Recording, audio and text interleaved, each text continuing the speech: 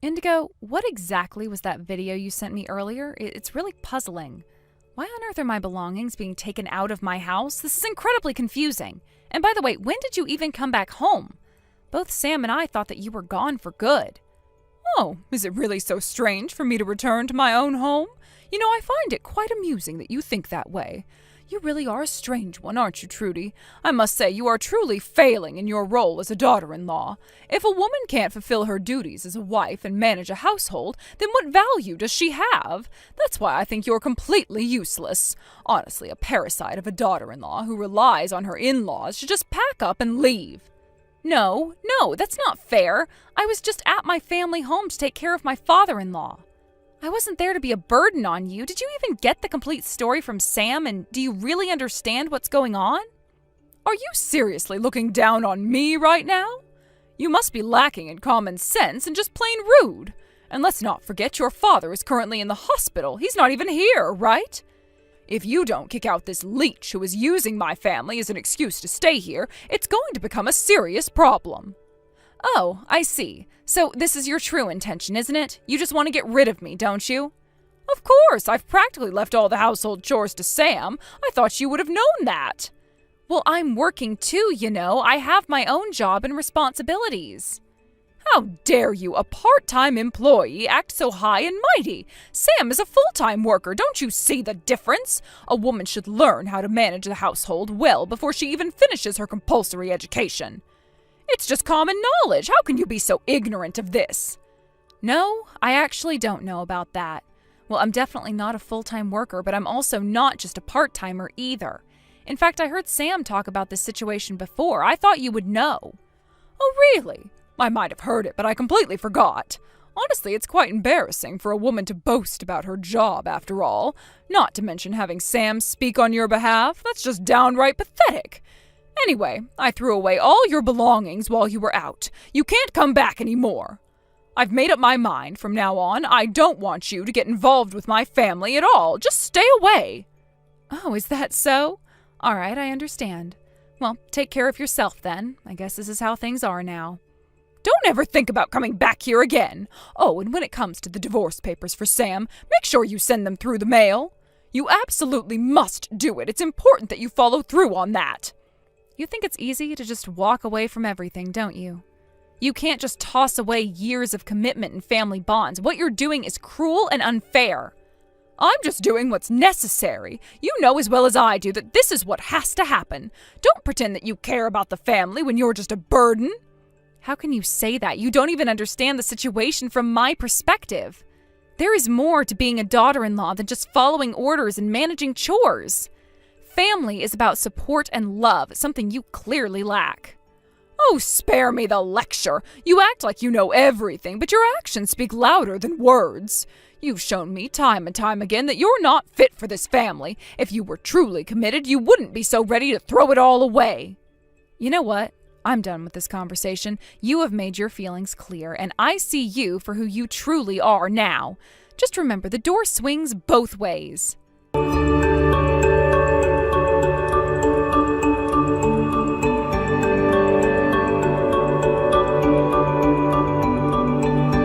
Trudy, I just checked in and it looks like we're still in time. The waste collection worker also thought something was off about Mom's condition.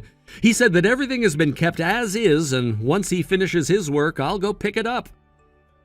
Thank you, Sam. I am tied up right now, so I really appreciate your help. Well, that's what we agreed on, right? Since you're the one helping me, I'm here to support you as well. But I really feel bad about Mom. I never thought she would come back today. Yeah, it's strange. I thought we had changed the locks. I'm not sure how she got in. It sounded like she knew about our lifestyle, didn't it? Yet you've never lived with Mom, so how would she know? Ugh, I'm starting to feel a chill. If she pulls the same trick again and I have to call the police, that is going to be such a hassle. I'm seriously considering moving away. I think that's the best option. Dad always said to leave the house to Mom, and it would definitely be quicker for us to just leave. What about important things like bank books and valuables? Did you forget that I tend to get anxious? They're safely stored in the safety deposit box at the bank.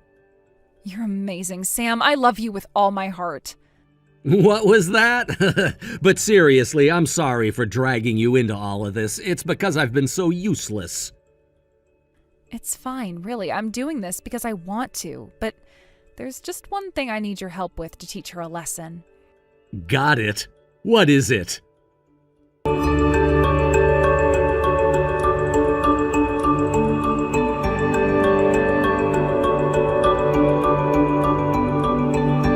Hey, Trudy! Sam's still not come back home yet. I know that I kicked you out of the house, but I never said anything about my son needing to leave, too. Did you take him away with you? Oh, you brainless women are all the most useless things. How about you reply to me now, please?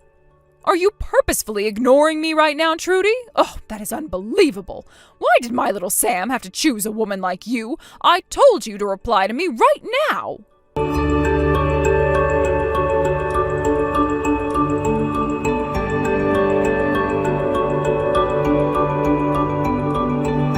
Trudy, enough already. This is outrageous, you thief. Why on earth are we receiving reminders for my husband's hospital bills?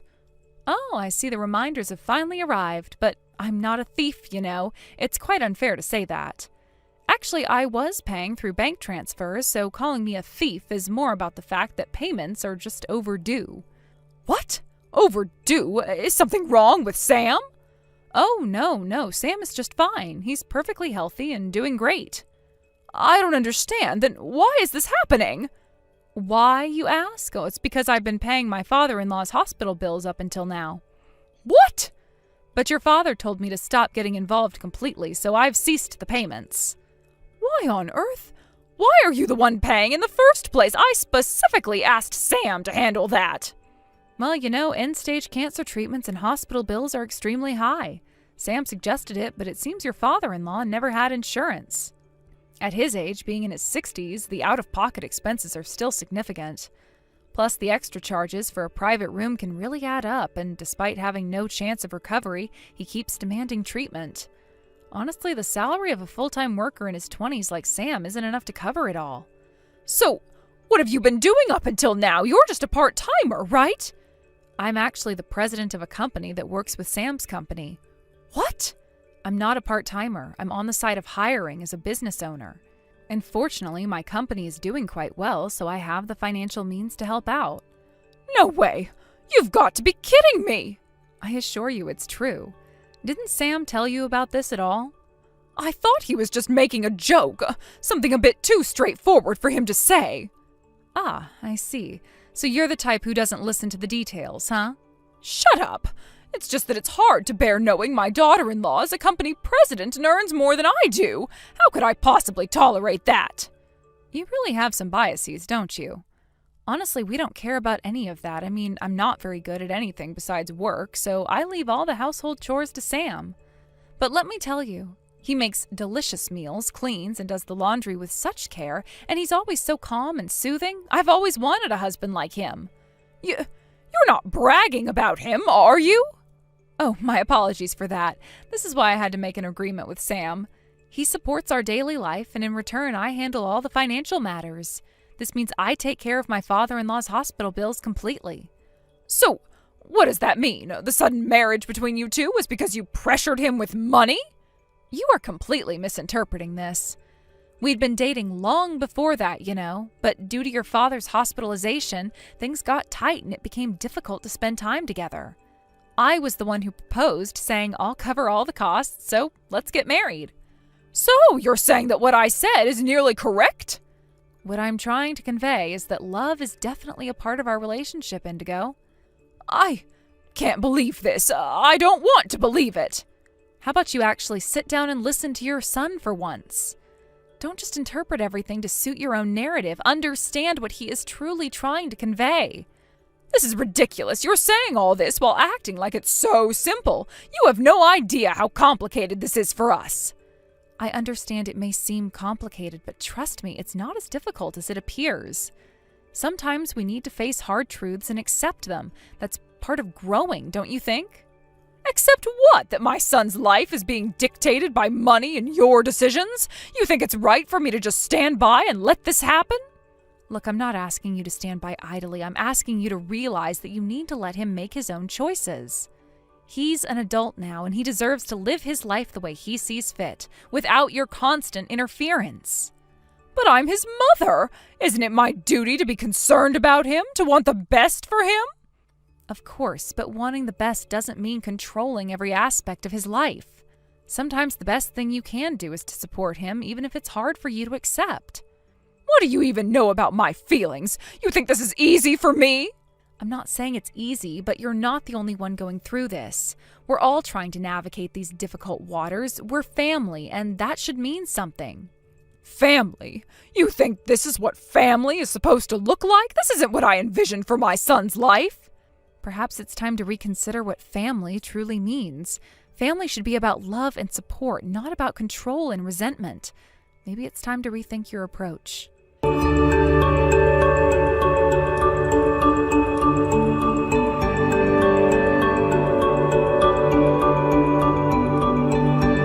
Sam, what on earth is going on here? Why haven't you told me anything? I feel completely left in the dark. Well, maybe you should take a closer look at the message history from the very beginning. I'm pretty sure I've conveyed everything clearly, both verbally and through text messages. It's not like I was keeping secrets from you. It's just that I thought you were being kind and perhaps not very good at lying. I assumed you were going to cover for Trudy with those lies. Honestly, I wouldn't go so far as to say that I'd lie to cover up my marriage to her. You have to understand that Trudy is only a little younger than me, but she's a company president and she makes dozens of times what I do. Honestly, I don't think I measure up to her at all. It's quite intimidating, really. But despite all of that, she tells me that she can't live without my home-cooked meals. She's the one who wanted to marry me, even considering my background as a young caregiver and a former neglected child. That speaks volumes, doesn't it? Neglected? Oh, what do you mean by that? That sounds terrible. I can't believe I'm hearing this. Well, it's the truth. My father was always working and never around, and my mother hardly ever did any housework or looked after me. She was always out socializing. I remember those days vividly. She calls me by my first name and acts overly protective, but come on! I think she only sees me as a convenient tool for her needs, a resource to rely on. It's really hurtful. That's not true. I love you. I was just tired and couldn't handle all the housework. Your father was always prioritizing work and never paid attention to us. I'm not good at cooking, so I often resorted to instant noodles and ready-made meals. I was genuinely trying my best in my own way. You sensed that and started helping me, didn't you? Right? No, I had to do everything myself just to maintain a semblance of a normal life. Back in elementary school, I learned how to hold chopsticks from my friends and took home economics classes to learn household chores. I borrowed your words, and I became quite skilled at these things, despite being a guy. It's not what society expects from someone like me. But Trudy was the one who recognized that and complimented me for it. And that's how I started accepting myself. But you, Mom, how can you tell Trudy how to be a good wife when you can't even handle these basic responsibilities yourself? It's hypocritical. I only said that because I thought it was for your own good. It's completely normal for a mother to be strict when it comes to her son's happiness, don't you think? I was just trying to look out for you. So, you leave everything to your precious son regarding your husband's care and all the expenses while you go off and live your life? Why did you come back home, Mom? You left 6 months ago. You've had your long stints of running away before, haven't you? And each time you returned, it was with a pile of debts. Because of that, Dad had to step in and ended up not having any money left for his own treatment. He was forced to bear the burden of your choices. I genuinely feel sorry about that, and I truly do, but I am reflecting on it. I want us to be on good terms moving forward, so let's start over, okay? I want to make things right. Can't you see that? You're full of lies. I genuinely don't understand any of this. Why would you do something like this? Isn't Dad gonna divorce you? I'm also guilty for coming back when I heard Dad was terminally ill, but I'm firm on one thing. I won't reconcile with you. I can't be around you, Mom. You've caused too much pain. No way! Are you really going to abandon me? We're blood-related, mother and son. This is not how family works. That doesn't matter to me anymore. By the way, how did you get into the house? I'm genuinely curious about that. Well, I used some tools. I had no choice. I didn't want to be locked out. So you picked the lock? That's criminal behavior, you know. Did you also exploit Dad to dig into our lives? Did you manipulate the situation to get what you wanted? Still, it's bizarre that you don't know about Trudy's job. I mean, come on, it's not like I've kept it a secret. No, maybe you even set up cameras in the house to spy on us. That would make sense. But it's my home. Isn't it normal to want to know about my family? I just want to know where everyone is and what they're doing. I care. By the way, where are you right now? You never answer when I ask. It feels like you're hiding something from me. I moved out on the day you kicked Trudy out. It was a necessary step for me. What? Where to? You can't just vanish without a trace. I won't tell you. I don't want to deal with you showing up at my new place. It's my life now. Dad seemed to believe until the end that you would come back, but I can't keep this up anymore. I'm severing ties here, and this is where it ends. I'm done. You are the only person I can rely on. You have to understand how desperate I am. Please wait for a moment. Can't we just talk this through? Goodbye, Mom. You've been quite the negative example for me throughout my life. I'm sorry it has to be this way, but I need to take care of myself. You've taught me a lot about what not to do, and I need to move on from that. Sam, don't leave me like this. I'm still your mother. You can't just cut me out of your life. This isn't right. It's too late for that. You made your choices, and I have to make mine. Goodbye.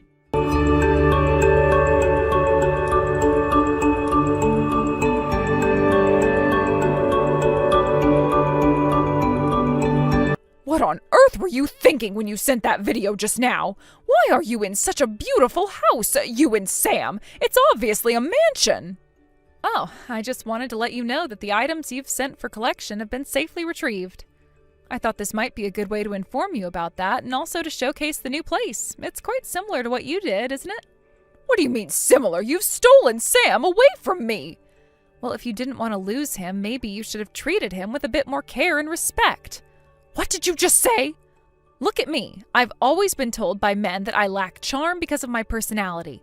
I've always felt I'm not cute at all, and I struggle with being vulnerable. It's Sam who spoils me and makes me feel cherished. What on earth are you talking about? Are you trying to harass me? No, I'm just sharing a bit of how things are. Sam is great at spoiling me, but like me, he struggles with being spoiled himself. I mean, look at what you both have done to him. You're partly responsible for that. What do you base that claim on? A father who doesn't want his beloved daughter to dislike him lets her do whatever she wants, and a mother who takes advantage of that to have her fun. You leave when debt piles up, and you think that's acceptable? It's clear that your actions have led to the downfall of our family. And in the end, both of you rely on the son you neglected and abandoned. Well, at least your husband, even in the midst of his cancer pain, has apologized to Sam. I respect that he doesn't want to push someone who is already struggling, but I will never forgive you for that. So, what about the hospital bills? Oh, I just wanted you to realize the importance of being responsible for your own actions when I stopped paying for the hospital bills.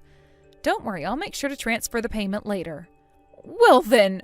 No, Indigo, you need to understand this. You are in the wrong. You should start repaying the debts you've accumulated. It's time for you to stop using your husband and son when it's convenient for you. Why is it okay for you to pay for Dad's treatment but not for me? Aren't you wealthy? When I lived with your in-laws, I was also helping with Sam's caregiving. I wanted to see what it was like for myself, and I must say I was shocked by what I found. You clearly have no intention of hiding your infidelity. There were piles of expensive clothes and cosmetics everywhere. That's because women need a lot of things. The more clothes, the better. And Sam's room? I was astonished. It turned out to be a closet. He said it had remained that way since he moved out, and sure enough, everything from his desk to his clothes was stuffed in there. You were letting someone who spends all their time outside take over multiple rooms. What's wrong with that? You just pushed all my things into one room without asking. Yes, of course, I wanted our couple's room. That's completely reasonable. I understand that you feel your territory has been invaded, but honestly, I think the biggest stain on Sam's life is you. Shut up! Shut up! Shut up! Shut up! You're meddling in things that don't concern you. I'm a woman, you know. I deserve to be protected. My husband should be dedicated to me, and that's just how it is. It's only natural for children to strive for their mothers. After all, I gave birth to him. Men are supposed to dedicate their lives to women, right? Huh? You should look up the word common sense in a dictionary. Your way of thinking isn't typical at all. It's outdated and just your own delusion. People say children can't choose their parents, but in your case, you hit the jackpot in reverse. Shut up! Sam is my property, and you have no right to interfere. Excuse me? Don't get it twisted. He is my husband and a human being. A mother has the duty to raise her child, but she doesn't have the right to own them. You think he's your property? That's the most ridiculous thing I've ever heard. What do you mean? Oh, there's no reason to protect someone so pathetic. There's no value in that. So that's your true self? You're rotting from the inside out. I don't even want to call you my mother-in-law. You're nothing but trash. How dare you speak to me like that? Who do you think you are? I am the president of a company, but let's talk about your position. Do you even understand your own status? I'll say it again. I am the president of a company.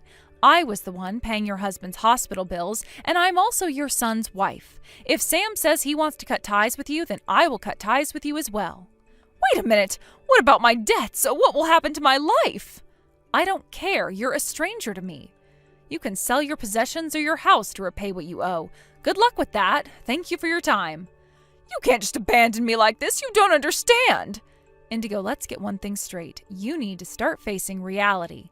You've made a mess of your life, and it's high time you dealt with it. Your actions have consequences, and you can't keep running away from them. You keep trying to manipulate people around you to get what you want, but that stops now. You're not going to drag Sam into your problems anymore. He deserves better than that. You think you're better than me just because you have a job and a title? You think that makes you some kind of authority? You're just a woman who got lucky, and you're going to pay for what you've done to my family. I am not lucky. I have worked hard to get where I am. You wouldn't understand what that means, would you? You've been relying on everyone around you without taking responsibility for your life. It's pathetic. It's time to stop using people as your crutches. You need to learn how to stand on your own 2 feet.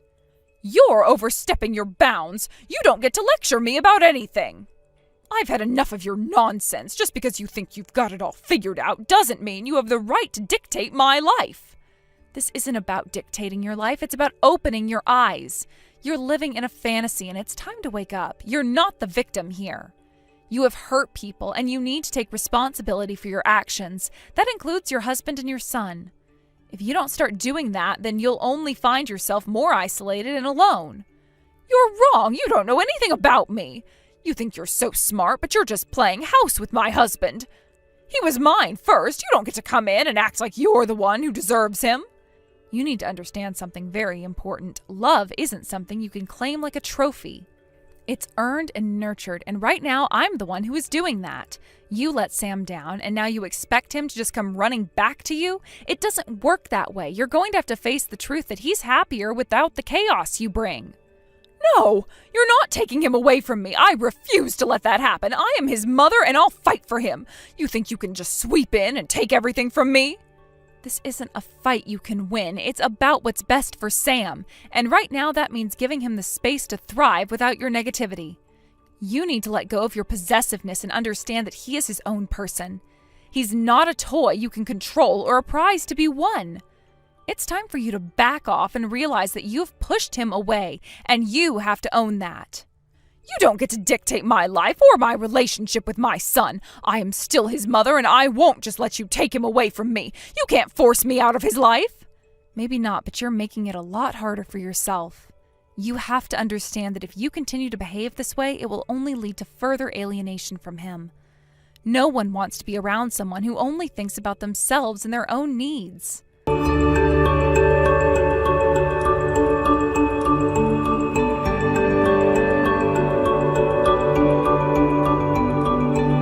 Trudy, the funeral for my father is over now, although, to be honest, it was just a direct cremation since I was the only one there. Thank you for letting me know. I know this might sound strange, but do you think it was all right that I didn't go? Yeah, it's fine. We had decided together that this was how it would be.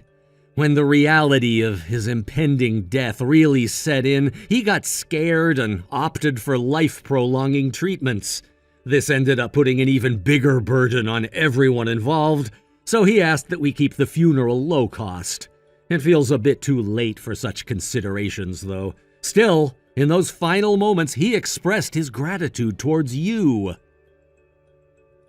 I can't quite grasp that sentiment. Was it truly a parent's heart speaking? My own parents divorced quickly and pushed me out without much thought. That must have been a pretty tough experience to go through, I imagine. Yeah, it definitely was. That's why I really want to cherish the family we have now. I'm determined to become the best wife I can be, and a good mother, too. I want to put in the effort to make that happen. I appreciate that, and I'll do my best, too. Trudy, I'm really grateful that you chose to become part of my family.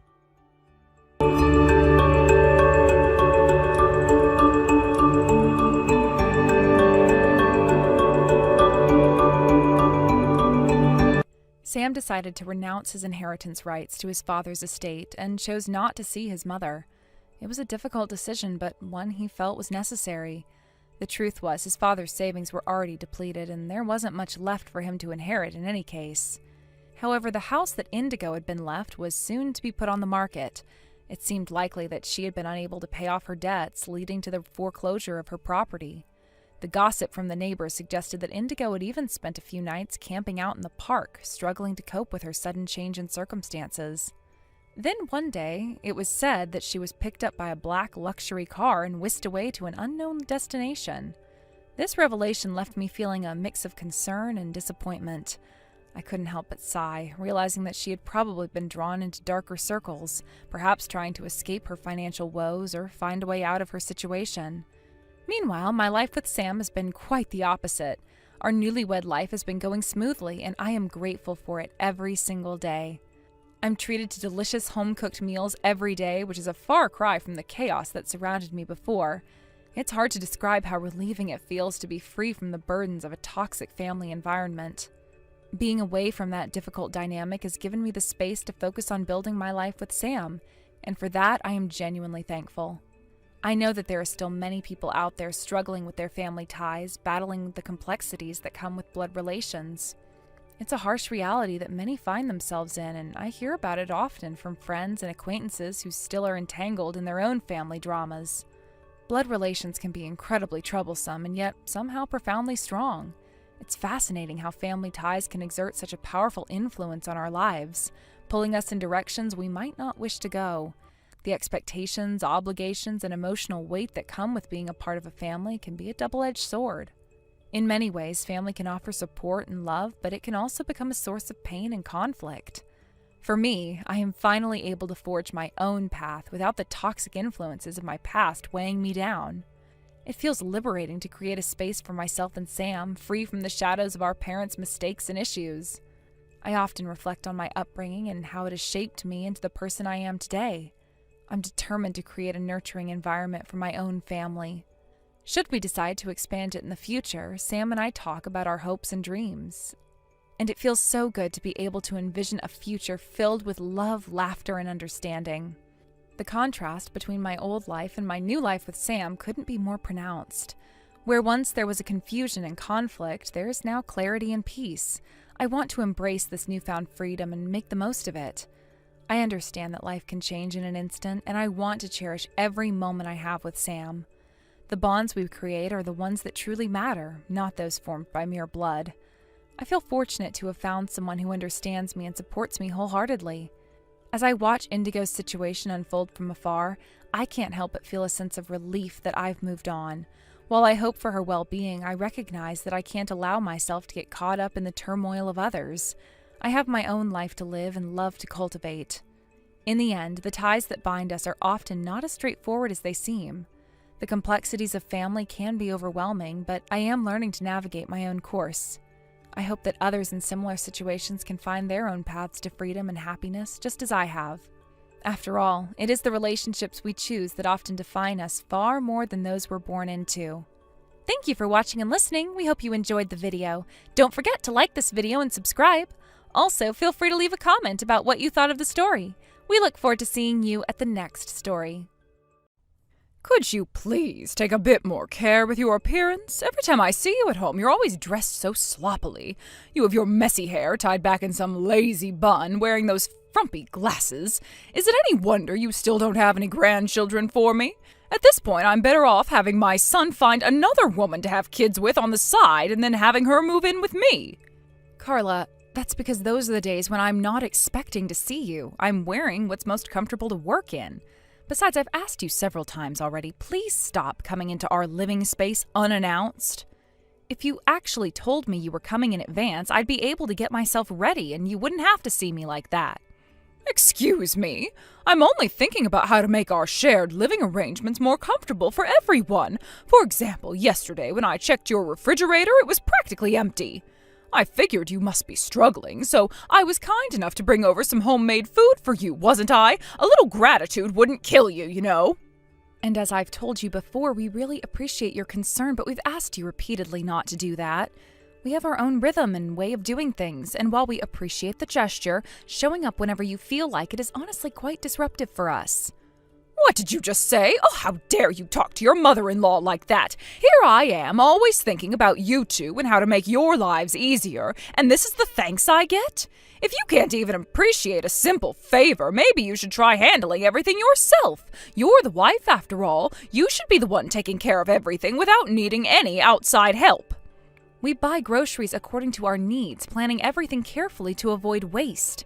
And to be honest, it's your son who constantly changes our plans with his sudden drinking parties or weekend golf trips. If we overbuy, we end up throwing food away. Maybe you could have a word with him about that? I'm sure he'd listen to you more than he would me. Oh, so what you're saying is you don't have the skills to manage your household properly as a wife? I beg your pardon? It's clear from the way you said it, you obviously don't have enough influence over my son. He doesn't respect you enough to listen to what you say. That's a failure on your part as a wife, don't you think? If you were handling things right, he'd prioritize your opinions. But apparently you aren't, so maybe you should work on that. Seems like a you problem, and I don't want to play any role in your problems. I really don't appreciate you turning this into a marital issue. There are already enough things we need to work on as a couple without you adding to them.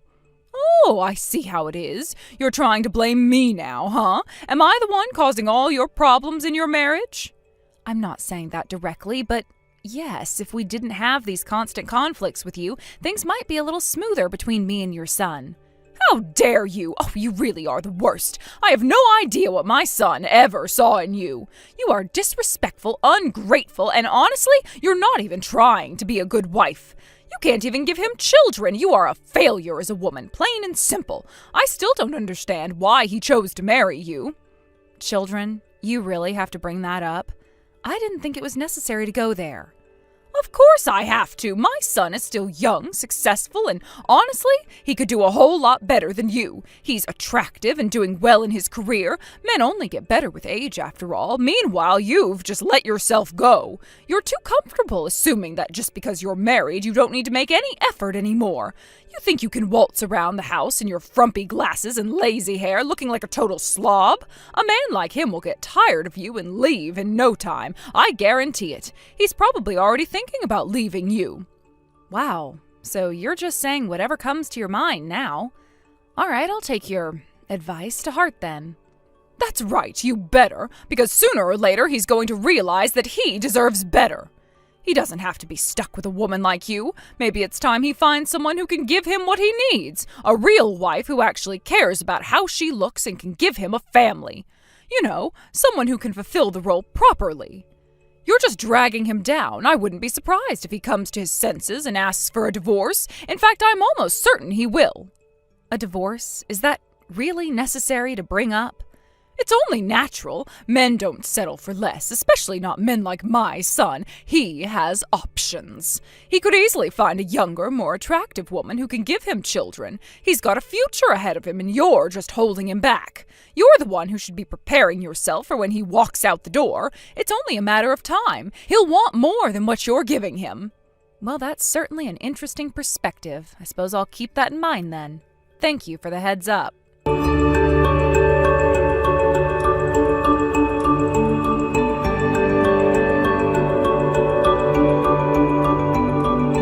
Why on earth did you install surveillance cameras inside the house? And you hid them so well. How long have they been there? Oh, yes, I did install them. Good job noticing, by the way. They're only in our living area, so it's not a big deal, right? What? You're supposed to inform people before doing something like that. This is basically secret filming. And what exactly are you talking about when you're the one who's been trespassing in our living space? I installed the cameras for the safety of our area. Why should I be criticized for that? If you weren't constantly barging in where you don't belong, I don't think there'd be any complaints. Unless you're worried I've caught you doing something you don't want me to see. That's not it. But still, wanting to keep an eye on your mother-in-law like this, you're just the worst. No, that's not it at all. Frankly, I don't care about keeping an eye on you or what you're doing. Huh? Don't act like you don't know what I'm talking about. There's no way you're going to convince me this was purely for security. Why should I have to explain everything I do to you? This is my house and I'm the one paying the mortgage. I have every right to do whatever I want here. I'm not interested in constantly justifying myself to someone who keeps interfering with my life.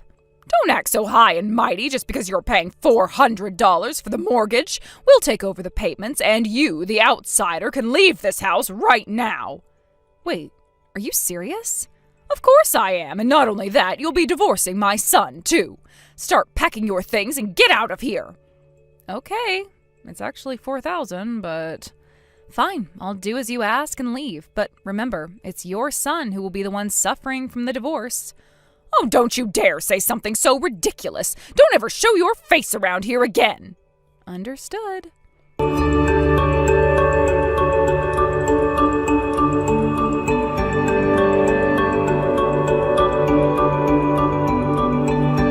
You had another fight with my mom, huh? Just apologize already and come back. Stop being so stubborn. You're not cute when you're acting like this, you know. I'm not coming back. In fact, I've already submitted the divorce papers. Remember that document you signed just in case years ago? Well, it turns out it was a good idea to keep it prepared because I've gone ahead and used it. Wait, what? You can't be serious right now. This is just another one of our usual arguments, right? Like every other time, isn't it? Usual arguments, you say? You mean the constant cycle of your mother interfering in our lives while you sit there pretending it's not happening? You never took my feelings seriously. If you had, and if you'd been willing to actually address the problem, maybe things wouldn't have reached this point. But instead, every single time you chose to side with your mother and make me the bad guy. I've been dealing with this for so long and I am exhausted. I can't take it anymore.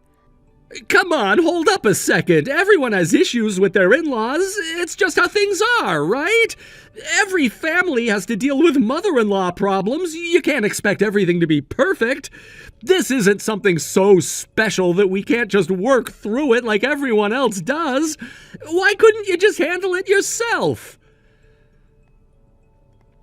I tried handling it on my own countless times. Every time I talked to her, I asked her to respect our space and begged for a little privacy. She ignored me. She would still come over unannounced and walk into our home as if she owned it and start criticizing me. She'd complain about how I keep the house, about how I dress, about how I cook, and then she'd say things like, "It's no wonder you haven't given me a grandchild yet." She never respected my boundaries even after I made them clear. And what's worse is that you never defended me. You never once asked her to stop or supported me when I needed you to. Instead, you always sat there nodding along, agreeing with her. Well, yeah, I do like my mom's cooking better. That's just the truth. I wasn't trying to hurt you. It's just how I feel. Then maybe you should have married her instead, because clearly that's who you're loyal to, not me. For years, I put aside my own feelings to keep things peaceful, to keep you happy. But no matter what I did, you never stood up for me. You let her walk all over me, even when it came to the house and the mortgage. You lied. You made it seem like I was only paying a small portion, like I wasn't contributing as much as you were, just to make yourself look good in front of everyone. You told people I was only covering a fraction, but in reality, I was paying most of it. You took advantage of me for your own ego. Wait, what are you talking about? It's not like that. Isn't it? All this time you let me shoulder the burden while pretending you were the one doing it. You lied to your friends, to your family, and most of all, to me. I've been the one keeping things afloat, but you were too busy protecting your pride to acknowledge that. You took me for granted.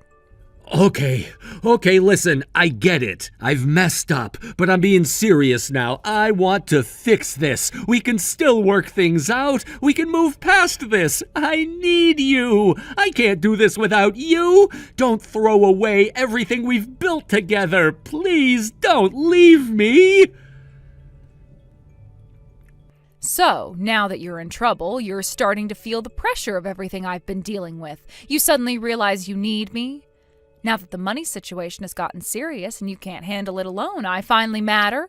It's too little too late. You'll have to take care of the mortgage on your own from now on. You'll have to figure out how to keep up with the bills without me there to quietly pick up the slack like I've been doing all these years. But it's not just the money. That's not the only reason I'm leaving. My frustration, my resentment goes much deeper than that. Wait, you're really serious about this? You're just going to leave? All over a couple of fights with my mom? Isn't that a bit extreme? You still don't get it, do you? This isn't just about a couple of fights with your mother. This is about years of disrespect, years of feeling like I don't matter, like my feelings and my boundaries don't exist in this relationship.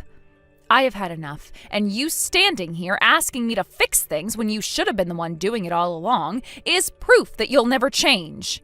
You'll always put your mother first. I am done being second place in my own marriage. No, wait, please. We can fix this, I swear. I'll talk to my mom. I'll do whatever it takes. Just don't leave. You don't have to do this. It's too late for that. You had your chance, and you chose not to act. Now you can live with the consequences of your inaction. I am done with this marriage, and I am done with you. Goodbye.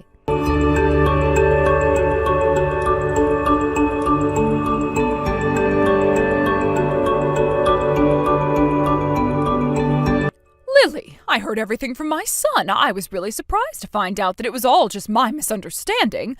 I had no idea things were like that. Oh, you can come back right now. Let's live happily together from now on. Wow, what a complete change of heart.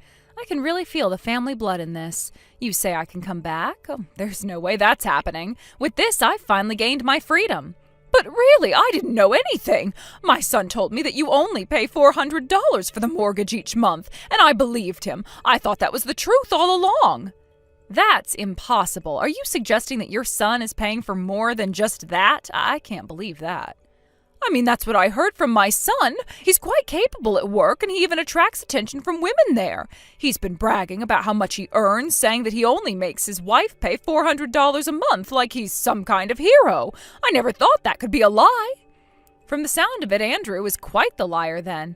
He isn't paying any mortgage at all. I'm the one paying $4,000 a month. That's an amount he could never afford. By the way, saying that he's popular at work is another embarrassing lie, and it's really hard for me to swallow. What? That was a lie too? Haven't you heard? You seem to have accepted it. You allowed him to flirt around with other women outside. How could you let that happen?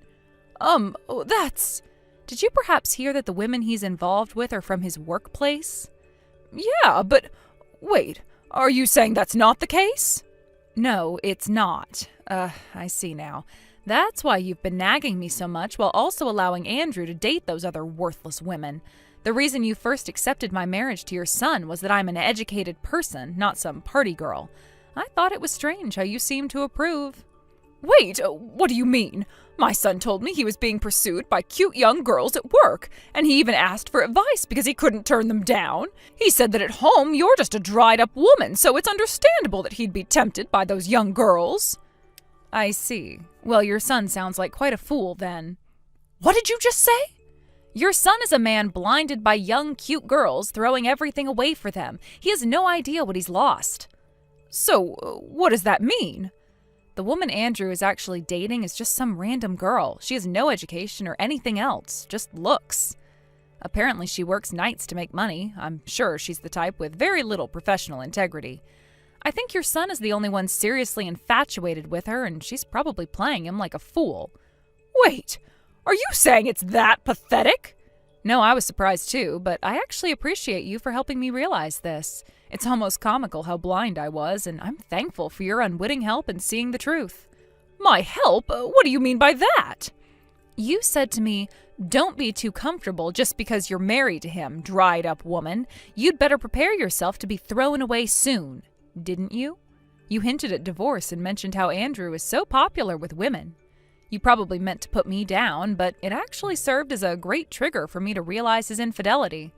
I should have noticed when he started going out more for drinks or on trips, but I was so focused on making money and keeping things stable at home.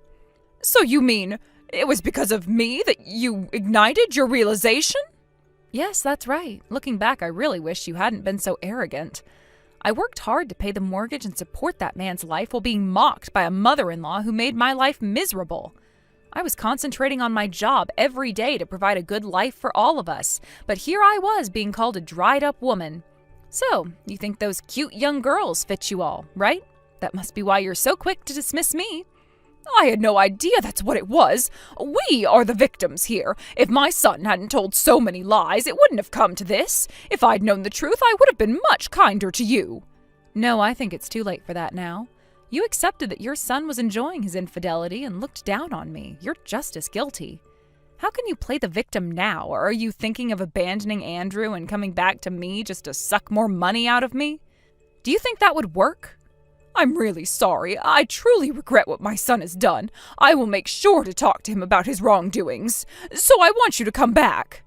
Please tell me how coming back would benefit me. What's in it for me?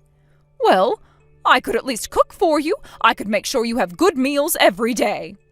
Andrew loves the meals you make, but honestly, I don't like your cooking. The salt content is too high and everything tastes salty. I'm worried about my future health. I don't want to end up like that. Plus, I could hire a maid to handle the cooking. There's no need for it to be you. Oh, please don't say that. I will demand proper compensation from Andrew. I have plenty of evidence of his infidelity. I cannot believe he would bring a woman home while I was away on a business trip, but the surveillance cameras have caught everything. That's irrefutable evidence, and I'll use it. Wait, the surveillance cameras were for that purpose? Yes, they were. If he can't pay the compensation, I'll report it to his company. I won't hold back. Wait, if you report it to the company, he'll lose his job. You can't do that. That would be well deserved. He has brought this upon himself, and he deserves the punishment. Of course, I'll also demand repayment for the mortgage I've been paying. Andrew probably doesn't have the ability to pay all that back smoothly, so you'll have to say goodbye to that dream home you've been talking about. Wait, please! I had dreams!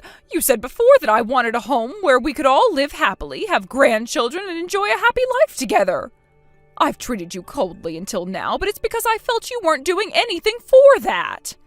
Can you stop imposing your selfish dreams on me? Oh, I forgot to mention some good news for you. It seems your son's girlfriend is pregnant. What?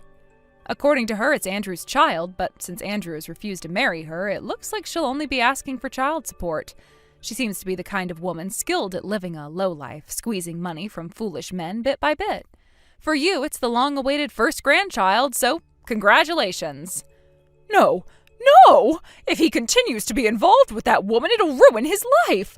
Please, you're the only person who can save us. I can't believe he'd let this happen. I'm really sorry for what I said before. Please come back. I need you. No, you and your family need to realize how foolish your choices have been. You will regret this deeply. I have no obligation to help you. I want you to fall into hell together and realize just how much I was a goddess to you. Please, I'll do anything. I promise to be better. Just help us. I can't stand the thought of my son being with that woman. I'll even clean for you, too. You really think cleaning is enough to make up for everything? I can't believe you try to win me over with that. It shows just how desperate you are. Really, I am desperate. I can't bear the thought of losing everything. I thought we were family. Family? After everything that's happened, you accepted your son's infidelity and you think I should just forgive and forget? No, I can't do that. Please, I never wanted things to get this far. I just wanted us to be a happy family again. You can't just wish for happiness. It requires effort and honesty, and your son has been anything but honest. I know. I get it now. I can see how naive I was, but I want to change. Change isn't enough at this point. You should have thought of that earlier before you allowed this to happen. I'll do whatever it takes to make things right. Just please give me another chance. You think I owe you another chance? You think I should just forget how you turned a blind eye to everything? I didn't know. I was misled. And now that you know the truth, what will you do? Will you just keep letting him play you and treat you like this? No, I'll stand up for myself. I won't let him control me anymore. That's what I want to hear, but actions speak louder than words. You need to prove that you mean it. I will. I promise I will confront him. You need to understand that your son is not the man you thought he was. He is weak and selfish. I realize that now. I've been so blinded by my hopes and dreams for him. Those dreams were built on lies. You need to face reality and stop living in fantasy. You're right. I need to accept it. So will you please help me out? Please, Lily. No, I won't. You got yourself into that position with him, so now you can sit there and regret your mistakes with him for the rest of your lives.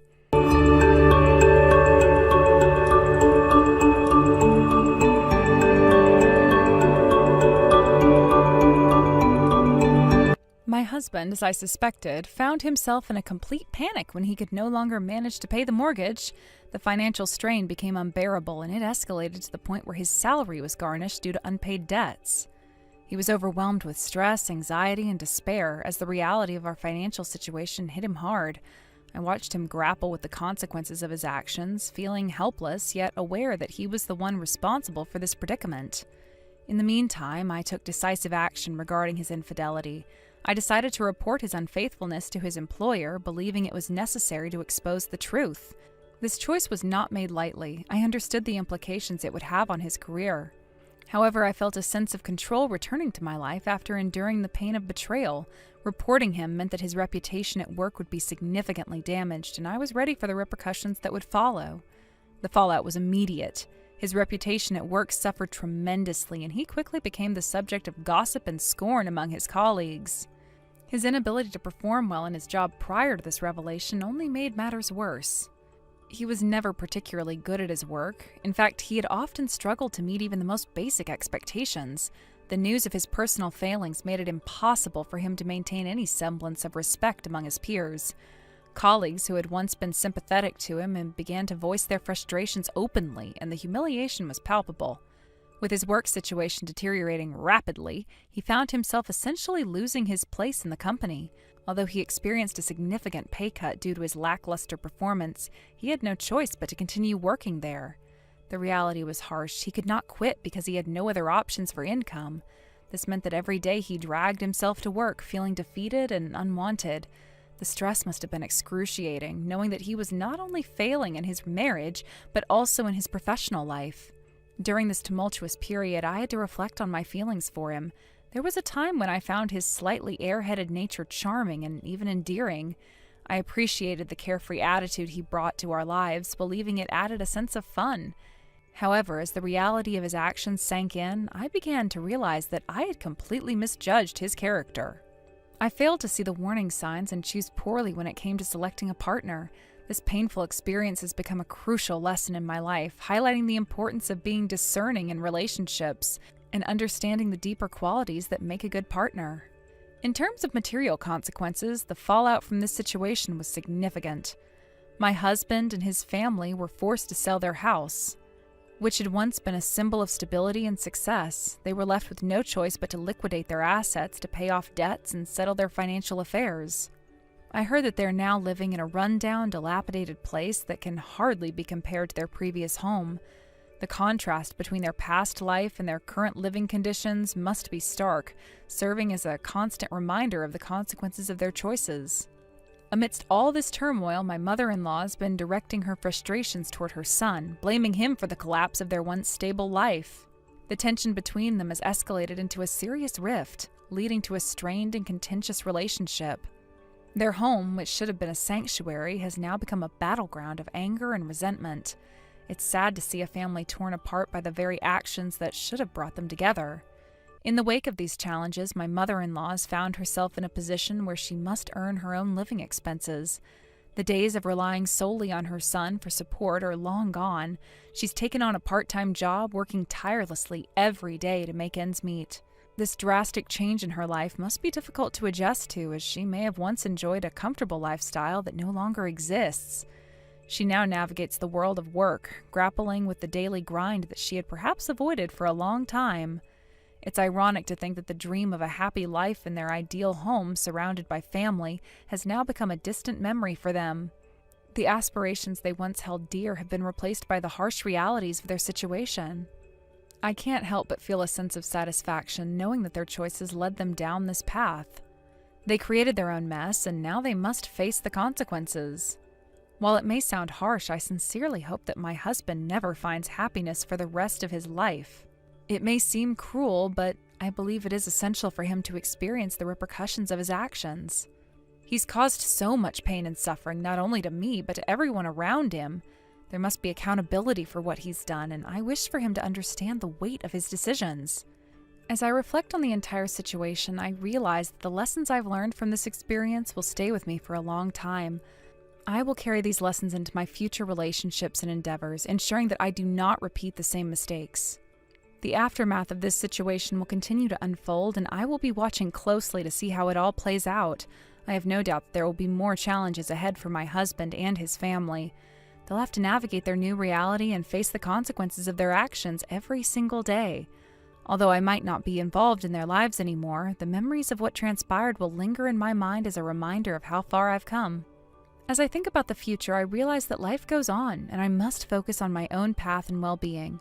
I've gained a new perspective on relationships, trust, and self-worth. I refuse to let their choices define my happiness. Instead, I will move forward, stronger and wiser than before.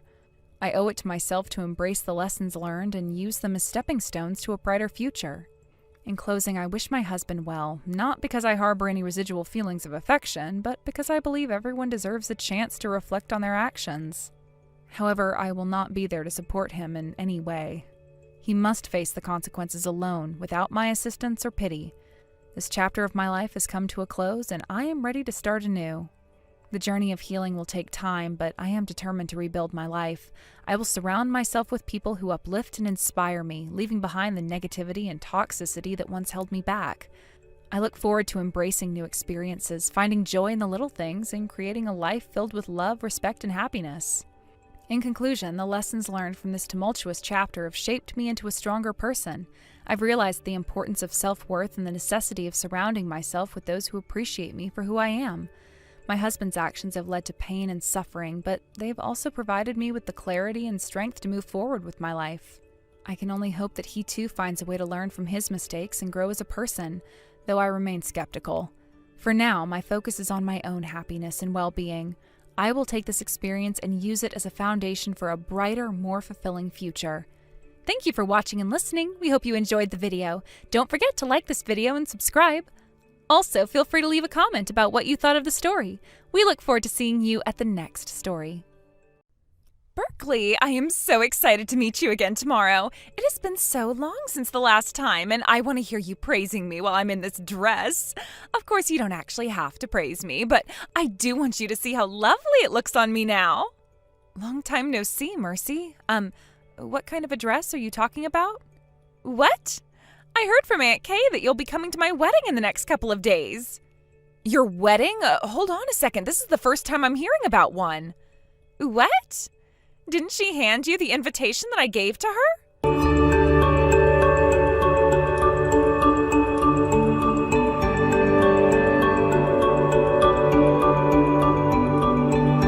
I'm sorry about that, Mercy. She totally forgot to hand that invitation from you off to me.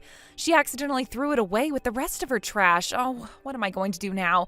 Am I still able to call and RSVP? Don't worry. Aunt Kay said that she knew you'd be coming along, so she made sure to put you on the guest list first thing. If anything, I should be apologizing to you for that. Are you going to have enough time to prepare for this wedding? If it's in a couple of days, then I need to start preparing now. But don't worry, I have some dresses that I can try on and wear. But just thinking about this now, you're going to get married. I never assumed that you were even wanting to get married, so I'm shocked. Oh, I'm sorry for that. Look, you had a lot going on yourself, right? I just couldn't find the moment to tell you that I was going out with someone. You had just come around to feeling a lot better and such. Oh, so you were thinking about me? Oh, thank you. But to me, you're someone I will be forever indebted to, and that means I'm so happy to see you moving along in life.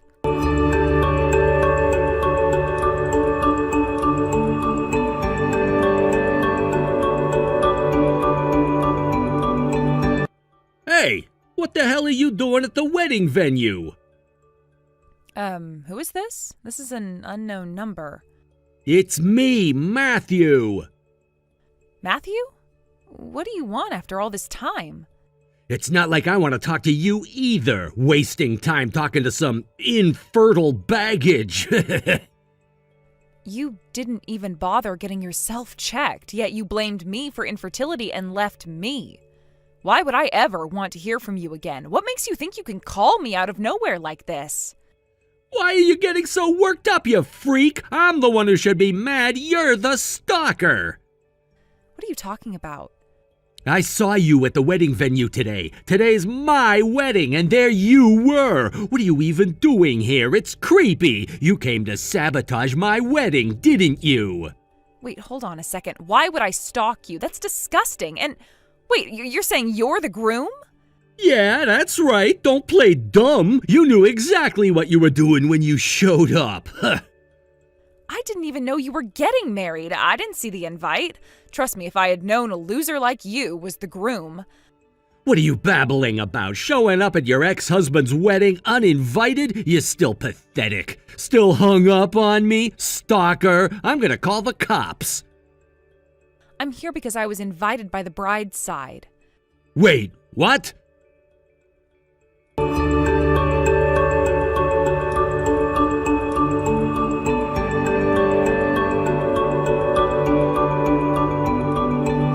Mercy, I am sorry for bothering you while you're so busy getting ready, but is your husband really going to be Matthew? That's him. What's wrong with that? Mercy, Matthew was my ex-husband. What? So he's the bastard that threw you away a while back? Well, to hear that's Matthew of all people, this means... I'm sorry, I'm sure this is all unbelievable for you, but I'm going to show you the evidence I have right now. I'm going to send you screenshots of the conversation I just had with him.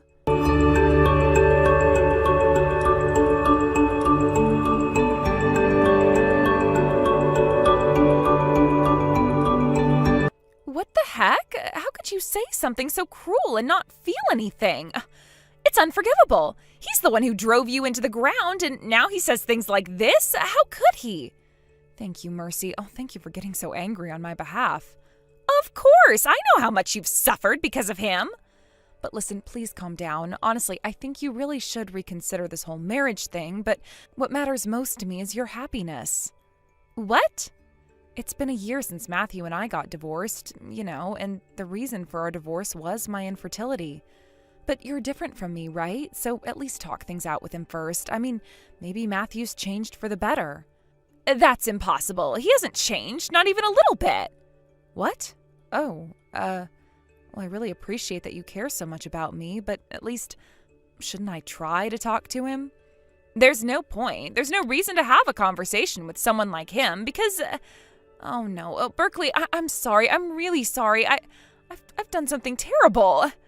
Calm down, Mercy. What are you talking about? What's wrong? I just realized something. Actually...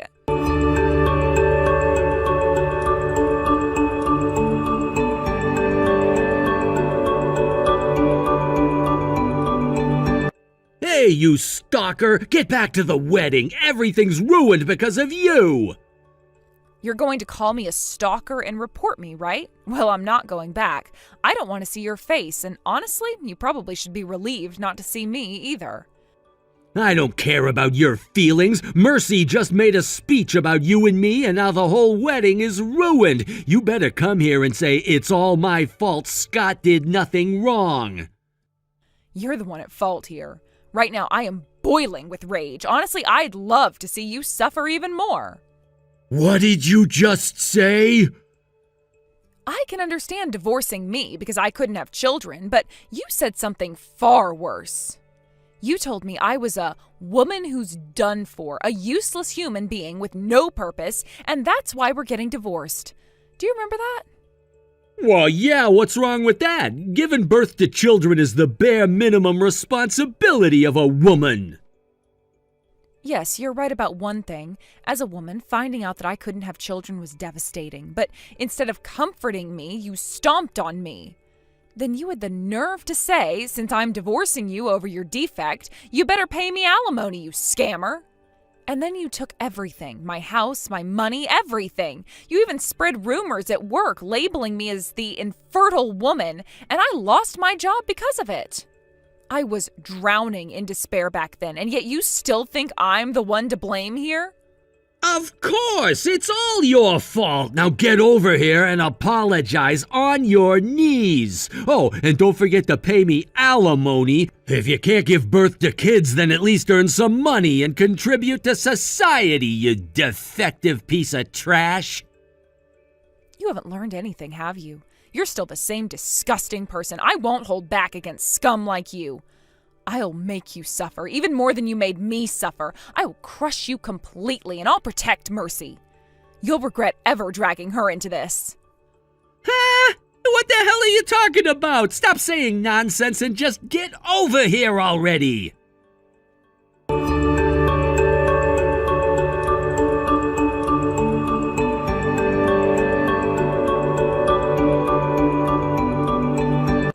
You called me a barren stalker, huh? And now you're blaming me for everything falling apart? You're accusing me of feeding Mercy lies, and now you want to sue me for damages? You're a real piece of work, you know that? What could I have possibly done when I'm not even at the venue? Whatever disaster is happening right now is entirely your own doing. I'm sure you're going through a hard time right now, but that's what you deserve. I don't know about your relatives, but you should know that Mercy's family is basically mine too. They know all about our history, so I wouldn't be surprised if they're currently cornering you with angry faces. Enjoy that. You disgust me, lying to our relatives to gain sympathy like that. You're so twisted. I haven't told any lies, and just so you know, the people who are furious at you right now are all because of Mercy's speech, not anything I've said. I talked to someone who attended, and they said that everyone was left utterly speechless after hearing what Mercy had to say. Imagine that. An awkward silence at what's supposed to be a joyous wedding. Quite the achievement. You little... How dare you talk like that? Go ahead, be mad at me if it makes you feel better, but don't you have bigger things to worry about? You know, my uncle and aunt know all about our messy divorce. They even know how much I struggled afterwards. I didn't tell them everything at the time, but now they know. You're lucky they barely remembered what you looked like after I burned all the photos of us. If they had put two and two together sooner, they probably would have stopped this wedding from happening in the first place. That's enough. Just come to the venue and fix this. It'll all blow over if you come and explain things. People are only blaming me because they think you've been spreading lies about me. They're blaming you because of what you've done, not because of me. And what good would it do if I came now? What are you talking about? Word has it that my aunt and the others have already announced that the wedding is off. My mom's been keeping me updated. Apparently things got so bad that the bride's parents themselves put a stop to the whole thing. That's not something you see every day. I also heard that you've barricaded yourself in the dressing room to avoid the chaos, right?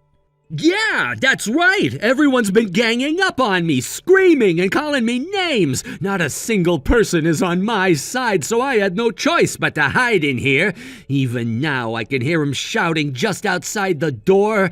This is all your fault. Fix this. I've already told you this is entirely your doing, and don't think this is the end of it. What are you talking about now? Oh, just a little update. Mercy messaged me just now. She said the wedding is definitely off. And trust me, I won't stop until I make sure you pay for what you've done. Someone like you, you're just going to keep hurting people unless you are dealt with properly. So yeah, I'm looking forward to seeing how much you can handle. Although, you've got a bigger problem right now, don't you? I suggest you focus on getting out of that venue first. Good luck. You'll regret this. You think you can get away with this? I'll make sure you are the one who ends up in hell, you cursed wretch!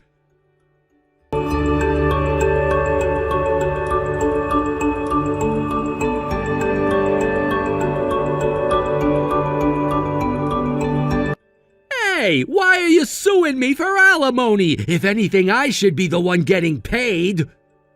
Considering the emotional pain you've caused me, what I'm asking for is cheap in comparison.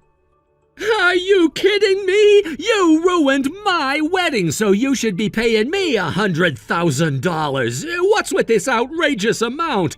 I guess infertile women will do anything to scrape together money, huh? You're so dumb that you don't even realize $100,000 is illegal. Is your brain working properly? Actually, the amount isn't just for alimony. It includes the medical bills for the therapy I needed after you dumped me, the income I lost when I couldn't work, and a lot more. I had my lawyer calculate everything down to the last yen, so don't worry, it's perfectly legal.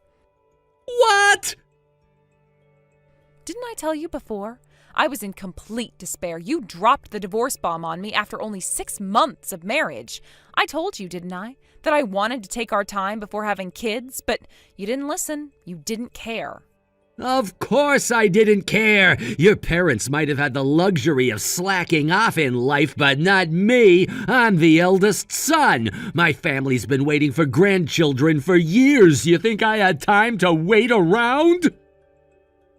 Yeah, you kept saying that, didn't you? But having children is a decision for both of us, not just you. I even said we should get checked to see if we're healthy enough to have kids, but you refused. You don't have the right to make demands about children when you wouldn't even get tested yourself. What the hell are you talking about? Infertility is a woman's issue. Why the hell would I need to get tested? I'm honestly speechless. The fact that you still don't get it shows how unqualified you are to ever be a parent. I'm actually grateful that we didn't end up having a child together. If we had, I'm sure that child would have grown up to be as terrible a human being as you. Like I'd ever want a kid with some psychotic, self-centered stalker like you. If it weren't for you, I'd probably be off making kids with Mercy right now. But no, you just had to ruin everything. You've destroyed my life. Ruined your life? Don't make me laugh. You think ruining a wedding means your life is over? You abandoned me. You threw me out of our home with nothing but the clothes on my back, took all the furniture and even our memories. And that wasn't all. You made my life a living hell. Do you even know what you did to me? I developed severe depression because of you. Every single day I was left in total despair. You had the nerve to kick me while I was down, and now you want to play the victim? Depression? That's right. I couldn't even hold down a job anymore, and I lost everything. The only person who helped me back then was Mercy. You didn't know this, but Mercy and I have always been close. Like sisters, really. She didn't even know who you were when we were married because we never had a proper wedding. But after you abandoned me, she was there. She pulled me out of my darkness, checked on me every single day, and reminded me that I wasn't some broken, useless failure like you made me feel. She gave me hope to keep living. Without her, I wouldn't be here today. I owe her my life. That's why when she got engaged, I truly wanted her to be happy. But to find out that you were the man she was going to marry, the same man who threw me away like trash, it makes me sick to think about. I will not let you hurt her the way you hurt me. I'm going to make sure she knows who you really are, and I will protect her no matter what. You think 10 million yen is too much? You're lucky I'm only asking for that much. The alimony is for everything you put me through. My depression, the cheating, the emotional abuse, it's all in there. Wait a minute, cheating? What are you talking about? You're just trying to hike up the price by throwing accusations around. You think I don't know? You think I didn't know about that woman you were seeing behind my back? I know everything. I have the proof. I have the evidence. You were cheating on me even before we divorced, and now you dare to hurt Mercy too? You're a disgusting human being. I won't rest until you've paid for everything you've done. No, wait, hold on. I didn't cheat on you. What proof? You can't be serious about this. Serious? I've never been more serious in my life. You tore my heart apart, you crushed me into the ground, and now you're doing the same thing to Mercy. I won't stand by and let it happen again. You are going to face the consequences, Matthew. I swear if it means selling my soul to the devil, I will make sure you suffer. You're going to feel every bit of pain you inflicted on me and more. What the hell are you talking about? This is crazy. I didn't do anything wrong. Mercy loves me. She wouldn't believe any of this. Oh, she already knows. I've told her everything, and you know what? She believes me. Why wouldn't she? She knows what kind of man you are. You're finished, Matthew. Your wedding is over. Mercy isn't going to marry you. She sees you for who you really are now. What? That's a lie. Mercy wouldn't. She couldn't. It's the truth. I just got off the phone with her. She called off the wedding. You're alone now, and you know what? You deserve it. Every last bit of it. But don't think that this is the end, because it's not. I'm going to make sure everyone knows what you did, not just Mercy, not just her family, but the whole world.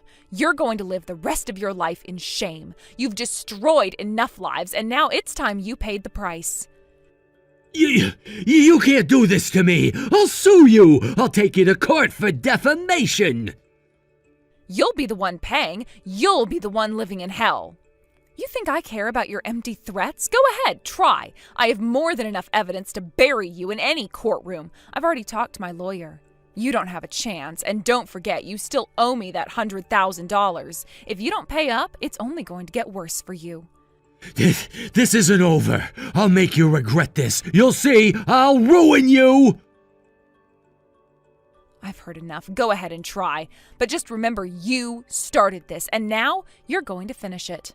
Alone.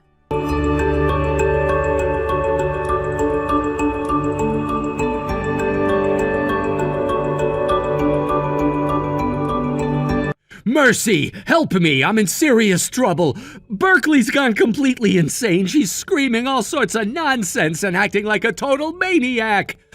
Mercy, I suffered so much because of her lies. I was so excited about having kids. I'm the eldest son, so I need to continue the family line. You understand, right?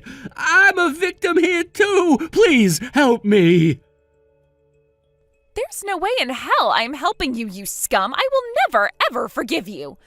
Huh? I loved you, but you made me your mistress without even telling me. When I realized that I was the one who hurt Berkeley, I thought I was going to lose my mind. You betrayed me. Wait a second. I didn't cheat or anything like that. Oh, don't even try it. Berkeley gave you the benefit of the doubt. She thought maybe you had changed, and she told me we should talk it out for the sake of our happiness. But I knew right away you hadn't changed at all. Do you want to know why? Because you and I were already together months before Berkeley filed for divorce. Wait, what? I guess, maybe?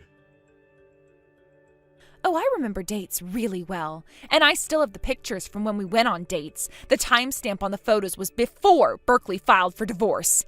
I was the very one who hurt Berkeley. When I realized that, I dropped to my knees and apologized. Because I had hurt Berkeley, someone who I loved like family. I was devastated. I couldn't stop crying, overwhelmed with guilt.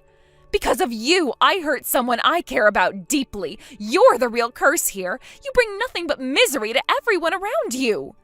Wait, I'm the one who's been miserable. Everybody's been ganging up on me and accusing me. This is bullying. You're getting exactly what you deserve. What you did was despicable, and you deserve every bit of blame. Berkeley, even after everything, was still considerate of our happiness. That's how kind she is. But you, because of you, she was pushed to the edge. I was part of that because of your lies. You made me unwittingly participate in your affair. You told me you weren't married. How could you do this to me? Don't you dare dismiss my anger. Well, Berkeley's depression was just her being weak anyway. Berkeley was so distraught she almost threw herself into a river. That's how far you pushed her. And you have the nerve to say she was just being weak? You're the one who's weak. You're the one who's pathetic. What? You're my wife now! You should be on my side! Who in their right mind would want to marry you? What? I've been wanting to take revenge on the scum who ruined Berkeley for so long, and now I am going to make you pay. I'm filing a lawsuit for damages. Huh? Why? You lied about being unmarried and had a relationship with me. That's illegal, and I can sue you for it. But that's not all. I've already informed your company about everything. All the lies you told, everything you did to Berkeley, I will make sure they know it all. I am going to drag your name through the mud just like you did to Berkeley. Your family, your relatives, everyone is going to know what a scumbag you are. Wait, no, that'll ruin me. I'm about to get promoted. I'm finally about to make it to a higher position. If rumors like that spread, my whole career will be destroyed. Oh, trust me, promotion is the least of your worries. You're not even going to have a job left after I'm done with you. What? I told you I'm going to ruin you. I'm going to tell everyone about the things you've done. You're never going to find decent work again. I'll protect Berkeley. You are nothing but a disgrace to humanity, and you deserve to rot in hell itself. Wait, please, don't do this. I'm sorry. I'll apologize properly. Just, please, not my job. You took everything from Berkeley. Now it's your turn to lose it all.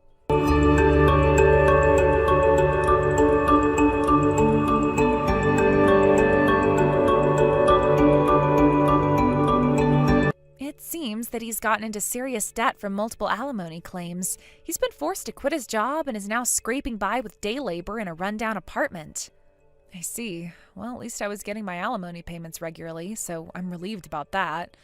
But it finally feels like it's all over. Mercy, I really appreciate everything you've done for me. You don't need to thank me. I don't deserve your gratitude. Mercy. I met him at work during a drinking party. He told me he was single at that time, and I didn't think twice about it when we started dating. I was going to tell you about him, but then you divorced, and I couldn't find the right moment to say anything. If I had said something sooner, maybe things would have turned out differently. I really hurt you, Berkeley. I'm so sorry. Mercy, you were a victim too. You don't need to apologize. Besides, even if that scumbag hadn't cheated, he would have thrown me away for being infertile.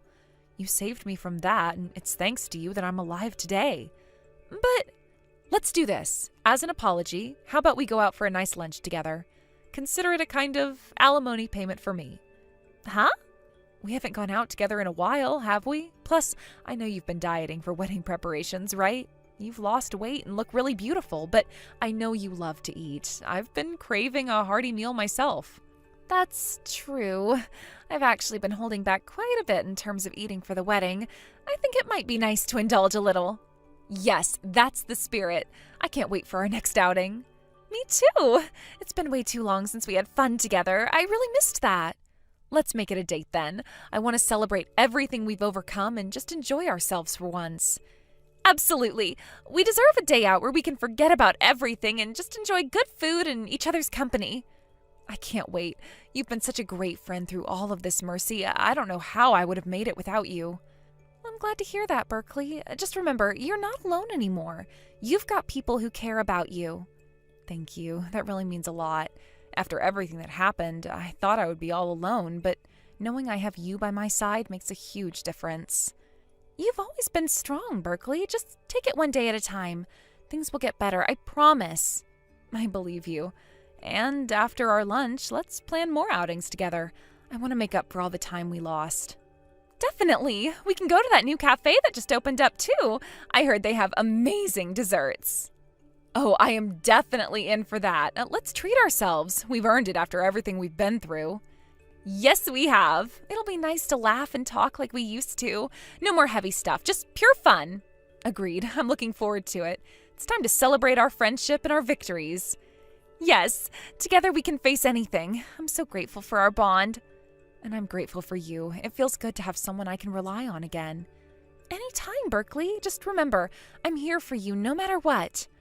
I'll remember that. I promise to take care of myself, and with your support, I know I can overcome this. That's the spirit. Let's keep moving forward and create new memories together. Yes, and I won't hold back on enjoying food this time. I want to savor every bite. Perfect! Let's make it a delicious day filled with laughter. I can't wait to see what's in store for us. It's going to be fantastic, and after lunch we can even go shopping. I could use a new outfit to celebrate my freedom. That sounds like an amazing idea. Shopping can be a lot of fun, especially with you. Yes, it really can. I feel like we're finally moving on to a better chapter in our lives. Exactly. It's all about embracing the future now. We've been through so much, but we're still standing strong. Absolutely. Here's to new beginnings and living life to the fullest. Cheers to that. I'm so excited about what's to come for us. Me too. Let's make every moment count.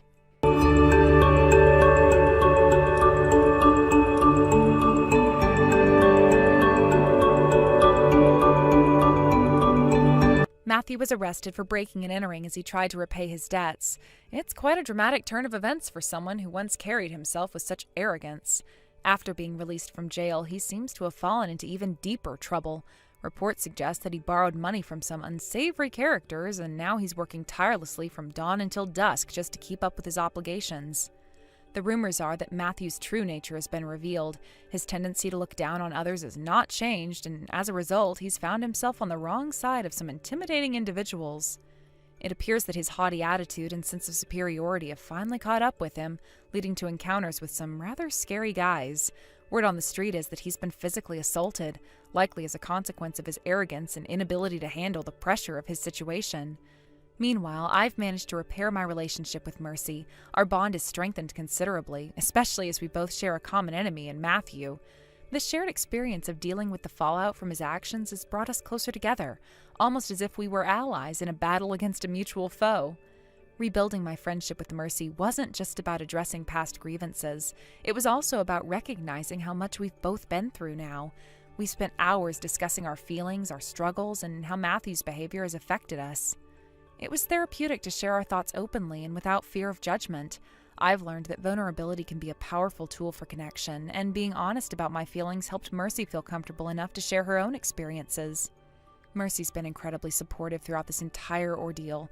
She listened without judgment when I expressed my frustrations about Matthew and how his actions had hurt not just me, but so many others around him. As we spoke, I could see how much she had been affected as well. The anger and betrayal she felt were palpable, and it was clear that Matthew's actions had shaken her to her core. In our conversations, we also reminisced about the good times we had shared before all the chaos erupted.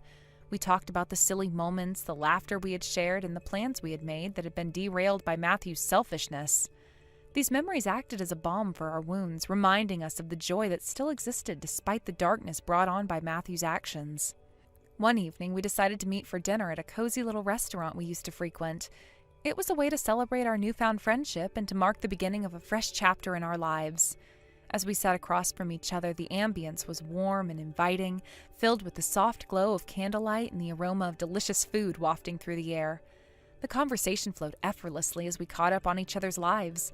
I could see the sparkle in Mercy's eyes as she spoke about her dreams and aspirations. It was refreshing to see her light shine through, despite everything that had happened. I felt a sense of pride for both of us as we had both emerged stronger from the chaos. After a delightful meal filled with laughter and camaraderie, we made a pact to support each other moving forward.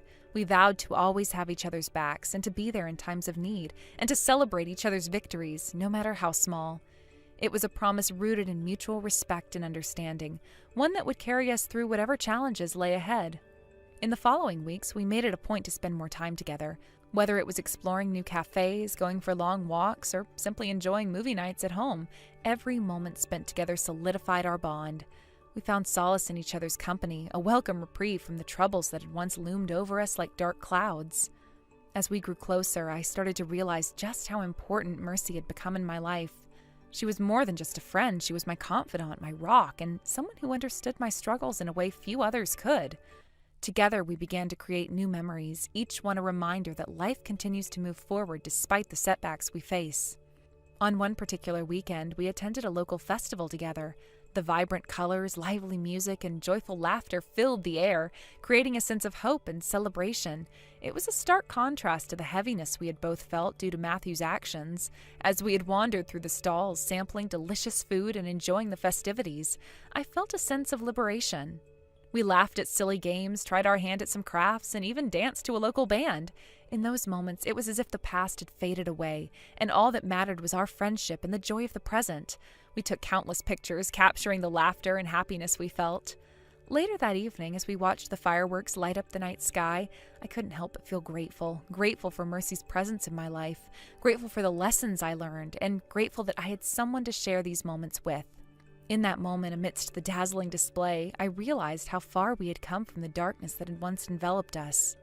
As time went on, I learned more about Mercy's own struggles and how she had faced her demons head on.